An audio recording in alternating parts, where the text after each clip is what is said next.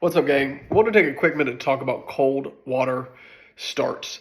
Uh, these can be one of the most challenging situations that we end up putting ourselves in as athletes, particularly with larger, like Ironman brand races or an escape from Alcatraz or something along those lines, where we go from being on land to being in cold water very quickly, often in a wetsuit, right? We go from standing to prone.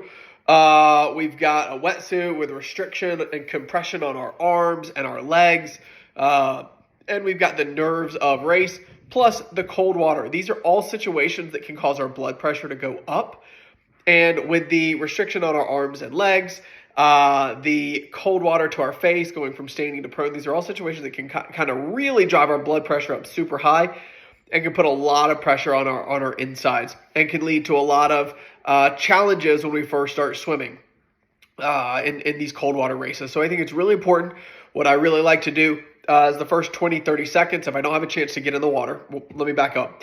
If I don't have a chance to get in the water, I like to have a bottle of water, preferably cold water, outside with me in line while I'm waiting to get in the water. Pour some in the wetsuit, let it kind of get in and get around. Pour some over your face, your head, into the back of your wetsuit. If you can, a little bit down in your arms to try and get your body feeling cold. It's really important. The wetsuit is good, but it's really important to get some on your face too. Super important piece of the puzzle. Then when you first jump in, it's important to take a couple seconds, especially if you have issues, challenges in cold waters, to let yourself acclimate. 10, 15, 20, even 30 seconds at the end of the day on a 4, 5, 9, 17-hour day, it is nothing. So what I like to do, let's imagine the water level is here.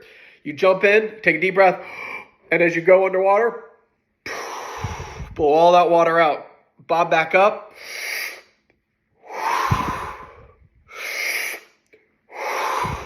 So we're taking a deep breath from above the water, and then when we put our face back in the water, we're blowing all of that water out. Deep breath in, forcing all of the air of all the water, forcing all of that air out. We're trying to regulate and become comfortable in that cold water environment and give our body a chance to kind of settle in, find a happy place, and prepare for swimming. Then it's really important as we do that, our first couple strokes, we really want to make sure that we're making nice, long, smooth strokes. We don't want to start rushing it. We don't want to start taking super fast strokes with all these other people around. We want to just make good, long, efficient strokes. Now, this may mean that you have to seed yourself back a little bit further than you might want to. And you know what? If doing that allows you to have a better swim experience, it's going to allow you to have a better bike, a better run, and a better race day. Having to start a few minutes back and having a few more people on the road in front of you, that should be the least of your concern. So super simple. We want to do some stuff outside of the water to acclimate, prepare for the cold water, but then we take those deep breaths. Couple times. Perfect example is Lake Logan, 70.3, or the Olympic, or the sprint here.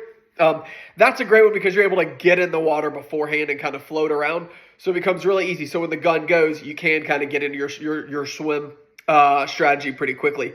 But on these events, these bigger events with rolling starts, we really just kind of make sure we seat ourselves appropriately, jump in, take those couple breaths, and then get on into it. So I hope this helps. I think it's really important for cold water. That's a really challenging situation we put ourselves in, and we need to be prepared.